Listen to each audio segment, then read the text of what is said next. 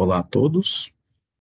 Esta apresentação diz respeito do livro Economia de Empresas, mais especificamente do capítulo A Empresa como um Problema de Custo de Transação. A apresentação foi elaborada pelo Grupo 5, composto por Amanda Vulcano, Éder Lima, Galileu Espada, Gustavo Lopes, Matheus Carneiro. As dificuldades com a teoria principal agente e a teoria positiva da agência advêm do fato de que nenhuma das duas estuda a empresa a partir da sua natureza específica, ou seja, não estudam a empresa como uma organização hierárquica da atividade produtiva que visa o lucro. A teoria positiva da agência vai ainda mais longe nessa tendência de desconsiderar a especificidade econômica da empresa, ao negar sua hierarquia e tratá-la como uma rede de contratos, de maneira semelhante ao mercado. Desse modo, faz-se necessária uma teoria que analise a empresa a partir de sua especificidade. O fato de que a empresa constitui uma estrutura hierárquica voltada para a produção com lucro, pois a análise dessa especificidade é a condição para compreender a forma pela qual variações na sua estrutura hierárquica podem afetar seu desempenho na empresa. Segundo Alfred D. Chandler, as empresas vêm sofrendo profundas mudanças estruturais desde o final do século XIX. A possibilidade de aumentar os lucros pela realização de economias de escala levou as empresas a integrarem etapas produtivas que antes não realizavam. Ao mesmo tempo que as empresas cresciam, sua estrutura administrativa interna se tornava cada vez mais especializada e complexa, para dar conta das novas tarefas e dos diferentes mercados que atuavam. Esses dois movimentos, de incorporar a oferta de insumos ou constituir os próprios canais de vendas, visavam ambos a garantir um fluxo de produção elevado e contínuo, sem gargalos na compra de insumos ou na venda de produtos. Com isso, precisamos de uma teoria que dê conta tanto de mudanças da estrutura vertical da empresa, quanto das transformações de uma estrutura administrativa. Quando uma empresa decide ela mesma realizar determinada etapa de seu processo produtivo, disse que ela integrou verticalmente essa etapa ao seu processo de produção. A abordagem convencional enfatiza os aspectos tecnológicos da empresa e, em decorrência, seus custos de produção. Contudo, os custos econômicos não se restringem apenas aos custos de produção, há também os custos de transação. A razão disso é que toda vez que indivíduos coordenam suas atividades econômicas, surgem custos que resultam da forma que a coordenação é escolhida.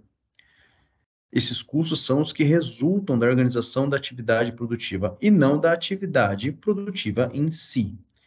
Esses são os custos de produção. Para o economista Oliver E. Williamson, os custos de produção são custos gerados sempre que um ativo, um, um insumo ou produto final, passa de uma interface tecnológica para outra.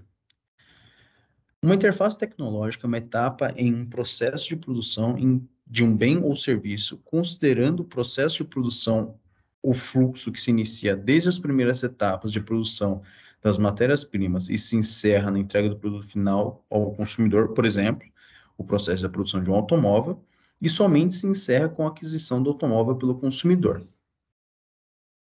Por conseguinte, custos de transação dizem respeito a como serão organizadas essas transferências dos ativos ao longo do processo produtivo, de forma que elas aconteçam da maneira mais adequada, isto é, com a menor perda e sem problemas que acarretem atrasos e custos adicionais. Precisamos, portanto, de uma análise menos limitada da empresa e de suas necessidades econômicas. A dimensão mais imediata e evidente da organização de uma empresa diz respeito à opção de que ela dispõe a cada etapa do processo produtivo, que envolve escolher entre realizar ela mesma a etapa do processo em questão ou adquirir um insumo de um fornecedor do mercado. Quanto maior o número de etapas que a própria empresa realiza, maior o nível de centralização da produção no interior da empresa. Quanto maior o número de etapas em que a empresa recorre ao mercado para obter o insumo que precisa, maior a descentralização da produção. Os custos de transação, como preocupação dos economistas, têm uma história relativamente recente. Até então, os únicos custos eram que de fato importavam estudar eram os de produção. Essa preocupação praticamente exclusiva com os custos de produção levou a uma construção do conceito de empresa apenas como função de produção, ou seja, com uma relação matemática entre quantidades de fatores de produtos. Uma primeira condição para que os custos de transação tenham importância em relação aos custos de produção é a condição de racionalidade limitada. A condição de racionalidade limitada, elaborada a princípio por Herbert A. Simon, reconhece o fato de que nossas decisões enfrentam limitações neurofisiológicas. Essas limitações são as restrições que enfrentamos para acumular e processar informações, assim como as limitações e insuficiências de linguagem para transmitir com exatidão e de modo completo toda a informação relevante para cada situação. Outra circunstância do ambiente de transação que pode pressionar a racionalidade limitada dos indivíduos é a presença de incerteza. Quando a consequência de uma decisão ou ação não pode ser antecipada com certeza, podemos considerar dois tipos de incerteza. A incerteza probabilística, quando podemos listar todos os resultados possíveis de um evento incerto e atribuir uma probabilidade a cada um deles, e a incerteza forte, quando trata-se de um advento que impossibilita atribuir uma probabilidade ou possibilidade de revolução ou uma grave crise política, no caso, né? Do ponto de vista da teoria dos custos de transação, os indivíduos podem adotar um comportamento oportunista. Na teoria dos custos de transação, refere-se à busca de vantagens na transação por meio do engodo, manipulando a simetria de informação gerada pela racionalidade limitada em um ambiente de complexidade e incerteza, de modo que aumente indevidamente seus ganhos. O comportamento oportunista pode assumir três formas: transmissão de informação distorcida, onde a comunicação de informações falsas envolve mentira e fraude para obter ganhos na transação. A transmissão de informação seletiva, a comunicação apenas daquelas informações que favorecem a parte que transmite, ou falsas promessas. São compromissos que, no momento em que uma das partes o assume, já sabe que não irá cumpri-los. Essas três não são excludentes entre si. Uma mesma transação pode envolver a transmissão de informações distorcidas, seletivas e falsas promessas, por várias partes envolvidas ao mesmo tempo. O problema é que não há como distinguir a sinceridade dos indivíduos, em especial quando temos que tomar nossas decisões em ambientes de grande complexidade e incerteza, com a nossa racionalidade limitada. Uma última condição se faz necessária. Essa condição é de que os ativos envolvidos na transação sejam específicos. Um ativo específico é qualquer ativo cuja aplicação em outra atividade diferente daquela a qual foi planejado provoca redução significativa do seu valor. Quando os ativos possuem baixo grau de especificidade, as condições de racionalidade limitada, complexidade, incerteza e possibilidade de comportamento oportunista não são suficientes para elevar os custos de transação. Por quê? Quanto menos específicos os ativos, maior o número de partes potencialmente interessadas na transação. Trata-se assim de uma transação em grandes números. Com isso, a competição entre vendedores e compradores deve ser suficientemente forte para inibir a manipulação da simetria de informação por qualquer uma das partes, o que neutraliza o problema de que a complexidade e a incerteza poderiam provocar diante da racionalidade limitada dos indivíduos, o que deve ser suficiente para inibir comportamentos oportunistas e, portanto, os custos de transação não devem ser elevados. Já se o ativo apresenta um grau elevado de especificidade, a pressão competitiva não se fará sentir sobre a parte que dispõe alguma vantagem derivada da simetria de informação, simplesmente porque não existe competição. Trata-se, então, de uma transação em pequenos números. Nesse caso, a parte em condições vantajosas para explorar o contexto de complexidade e incerteza, o qual pressiona a racionalidade limitada. Isso aumenta a possibilidade de conflitos, o que, por sua vez, eleva os custos de transação. Assim, a condição de especificidade dos ativos complementa as demais condições de racionalidade limitada, complexidade, incerteza e oportunismo, para determinar a presença de custos de transação elevados por onde todas essas condições estiverem presentes. Oliver Williamson considera aquelas a serem as principais fontes de especificidade de ativos. A especificidade de localização, onde, nesse caso, a localização física dos ativos tem impacto direto no valor do ativo. Um dos casos onde isso ocorre é em certas atividades produtivas nas quais diferentes etapas do processo precisam estar fisicamente próximas uma das outras, como forma de reduzir o custo de transporte e estocagem. Especificidade física, aonde essa é uma especificidade que diz respeito à constituição dos materiais dos ativos. Especificidade de ativos humanos, em alguns casos, há um processo de aprendizado pelos indivíduos que executam as determinadas tarefas, do que diz respeito à melhor forma de realizar essas funções. Especificidade de marcas comerciais, afinal, as marcas tomam um ativo específico na medida em que o seu proprietário é bem sucedido na diferenciação do seu produto. E especificidade de ativos dedicados, que é um caso onde, nesse tipo de especificidade, não há nenhuma peculiaridade do ativo em si. São ativos de uso geral, embora o investimento neles se encontre vinculado à demanda de um cliente específico. Portanto, a racionalidade limitada à complexidade e incerteza, oportunismo e ativos específicos, que acarretam um pequeno número de transações, geram dificuldades expressivas no momento de se contratar uma transação. Isso é, adquirir um insumo ou serviço por meio de outras empresas. Essas dificuldades se refletem em custos de transação, custos estes que assumem, nesses casos, proporções significativas em relação aos custos de produção. Diante de custos de transação expressivos, as partes envolvidas tendem a constituir regras e organizações para viabilizar as transações, de forma que reduz os custos de transação, pois custos de transação elevados reduzem de modo significativo a rentabilidade projetada em uma transação e na atividade econômica que a promove, tanto quanto os custos de produção. Estabelecer regras e organizações para reduzir custos de transação visa preservar a rentabilidade econômica da atividade, e quanto maior a rentabilidade, maior o volume de atividade econômica de transações. Essas regras vão constituir as estruturas de governança.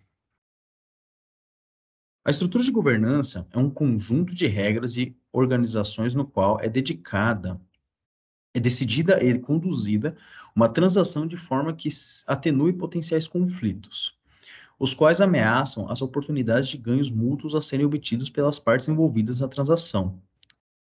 A estrutura de governança é, assim, o arcabouço no qual se processa a transação, com o objetivo de salvaguardar as partes e, ao mesmo tempo, amenizar os fatores que poderiam pressionar a racionalidade limitada dos participantes. Essas estruturas de governança definem a forma como são organizadas as transações na economia. Como alguns exemplos concretos, podemos citar a integração vertical das empresas, cadeia de fornecedores, governança corporativa, franquia e joint ventures. Existem diferentes tipos de estruturas de governança na economia. Oliver Williamson utilizou as seguintes classificações gerais das estruturas de governança para tornar a análise delas mais simples: estruturas de governança de mercado, estruturas de governança híbrida, estruturas de governança hierárquicas às próprias empresas. Na estrutura de governança de mercado, por mais que os mercados específicos sejam muito diferentes entre eles, todos possuem características em comum que permitem defini-los como mercado.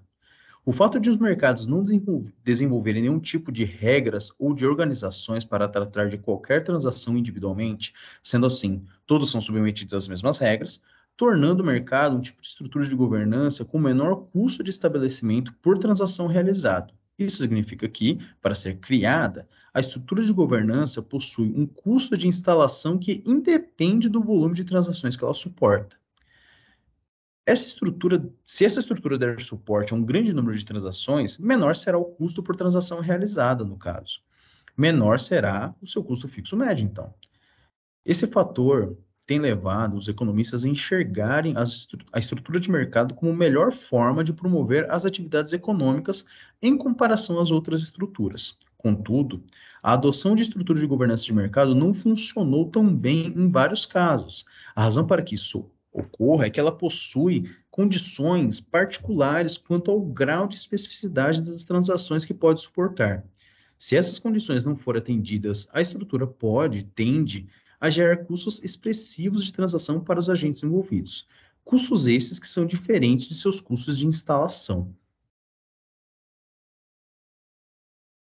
Vocês podem ver custos de governança híbrida, Já a estrutura de governança híbrida, como o próprio nome diz, abrange uma diversidade de estruturas de governança, podendo ser definida como arranjos cooperativos entre empresas independentes, onde determinadas atividades são coordenadas por outros mecanismos que não sejam o preço de mercado. Em uma estrutura híbrida, os preços não são os únicos mecanismos que promovem a coordenação. Se olhar o caso de uma franquia, por exemplo, a escolha dos franqueados não leva em conta apenas o candidato que está disposto a pagar mais. É exatamente o oposto. Esse processo de seleção envolve uma série de fatores onde as características do candidato, garantindo assim uma priorização do tratamento adequado da marca, que será franqueada e de sua reputação comercial, são fatores que são mais relevantes do que simplesmente maximizar a receita que o franqueador obtém com a sua marca. Levando em conta também que a estrutura híbrida das empresas permanecem autônomas e dependentes nos aspectos de sua gestão, portanto, as empresas não querem abrir mão de sua autonomia e não se integram em uma única empresa, tratando-se assim de um tipo de organização de atividade econômica que não pode ser considerado nem uma empresa, nem mercado.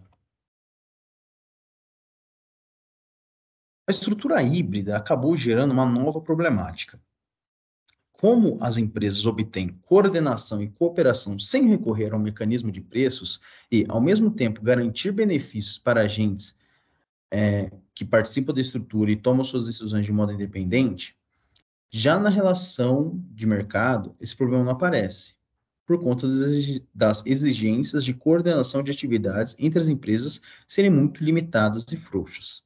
De acordo com a visão da teoria de custos de transação, as estruturas híbridas são criadas em decorrência dos participantes acreditarem que o mercado não é a maneira mais adequada de se captar os recursos necessários para o empreendimento, porque entendem que os incentivos que o mercado proporciona individualmente aos agentes podem destruir a cooperação entre eles, em alguns casos.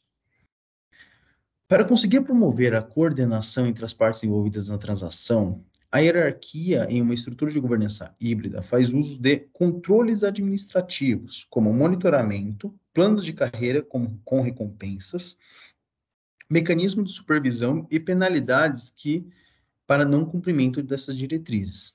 Assim, torna-se fundamental a preservação da relação entre as partes. Dessa maneira, a adaptação autônoma não pode ser mais a única forma de adaptação às mudanças e circunstâncias da transação, tornando necessário introduzir instrumentos de adaptação coordenada. Embora esses instrumentos necessitem de negociações que geram custos de transação, eles também reduzem significativamente os custos de transação do desenvolvimento subsequente da relação entre os indivíduos. Levando em conta que isso não significa que as partes envolvidas nas transações percam totalmente sua independência, abdicando do poder de tomar decisões no que diz respeito a determinados aspectos da transação em detrimento de favorecer a cooperação. Em seguida, o problema da redução de custo de transação, quando a gente fala da escolha das estruturas de governança. Como ficou evidente anteriormente, para uma melhor decisão entre produção de ativos internamente na empresa e externamente através de um processo de terceirização, alguns fatores devem ser considerados. Fiene começa sua exposição pontuando as diferenças entre estruturas de governança e em termos de custos utilizados na explicação das relações entre os conceitos de ACP e custos de transação em relação à estrutura de governança necessária. Para uma explicação objetiva e didática, deve entender-se que o ACP é um delta entre o custo da produção interna e a externa do ativo, sendo sempre maior o custo de produção interna, pois ao terceirizar a produção de um ativo para outra empresa, entende-se que essa empresa é especializada na produção deste ativo, produzindo não somente para a empresa estudada. Esse conceito leva à geração de economias de escala, já que a empresa que produz o ativo, ao produzir para diversas empresas ao mesmo tempo, apresenta especialização no mesmo. Essa variável é afetada diretamente pelo grau de complexidade do ativo produzido. Quanto menor a complexidade, maior a economia de escala que a empresa terceira oferece na produção. Um exemplo que clarifica perfeitamente este conceito é a produção de parafusos para uma indústria automotiva, por exemplo. Uma montadora pode produzir internamente esses parafusos, mas perde em termos de economia de escala ao não terceirizar essa produção, já que um parafuso é um ativo simples ao comprar diretamente de uma empresa que produz parafusos para todas as montadoras, encontra um ativo mais barato, uma vez que a produção da empresa terceira é especializada no ativo. Este panorama muda completamente quando, dentro de um exemplo de montadoras ainda, falamos de um kit multimídia mais específico. Como só uma montadora utiliza o kit em questão, o ganho gerado pela economia de escala será menor, mas ainda existirá, pois a empresa em questão será especializada em produção de kits multimídia. Em detrimento, a montadora terá uma produção mais generalizada.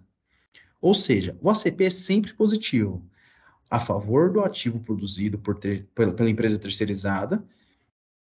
Porém, esse não é o único conceito que deve ser levado em consideração, pois existe também estrutura de governança ligada diretamente à produção desse ativo.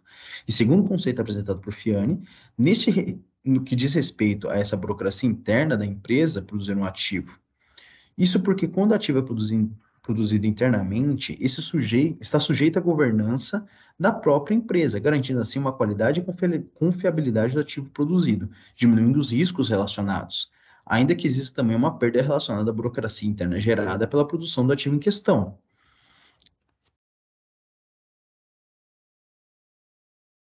Então, apresenta-se em dois termos que envolvem o conceito citado anteriormente. O custo burocrático da empresa, gerada pela produção interna, e a governança interna necessária para tal, e o custo de governança do mercado, gerado pela produção externa do ativo. A diferença entre os termos aponta para o custo de transação de governança, conforme a equação apresentada. G igual a B menos M.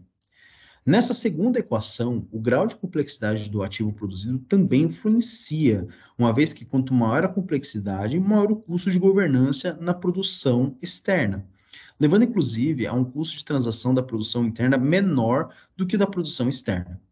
A união desses conceitos aponta ao administrador o ponto de virada na decisão entre produzir internamente um ativo ou não, baseado principalmente na complexidade do ativo em relação aos custos financeiros e de governança relacionados, conforme na imagem apresentada.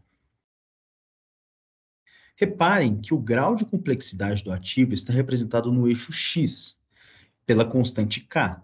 Conforme esse grau aumenta, o ACP apresenta comportamento descendente, sem nunca ficar abaixo de zero, pois existe sempre uma economia de escala na produção terceirizada, enquanto a curva do custo de governança atinge sim valores menores que zero.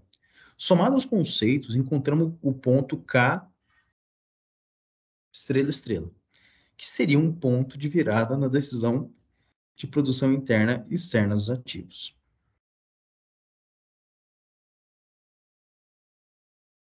Realizar um estudo de como a especificidade dos ativos transacionados afeta o desempenho dos diferentes tipos de estrutura de governança é importante e, para isso, é necessário analisar os custos de transação resultantes de cada estrutura de governança. Ativos com maior grau de especificidade exigem controles administrativos, enquanto para ativos de menor especificidade e adaptação autônoma promovida pelo preço é mais adequada. Para níveis mais baixos ou até nulos de especificidade de ativos, a estrutura de governança de mercado é a mais apropriada. Na medida que aumenta o grau de especificidade dos ativos, torna-se mais adequada a combinação de incentivos via preço com controles administrativos, resultando em custos de transação menores do que a estrutura de mercado. Nesse caso, nos referimos à forma híbrida. No caso de um aumento significativo do grau de especificidade do ativo transacionado, passa a ser cada vez mais importante que a adoção de controles administrativos e menos importante o incentivo via preços. Dessa forma, apenas a utilização de controles administrativos acaba reduzindo o custo de transação mais do que a combinação, como ocorre na forma híbrida. Vale ressaltar que é muito importante, além da especificidade dos ativos transacionados, considerar os distúrbios no ambiente econômico, que tratam-se de variações no ambiente econômico das transações e acabam obrigando as partes a promover adaptações nos termos originais das transações. Agradecemos a atenção, tenham um ótimo dia.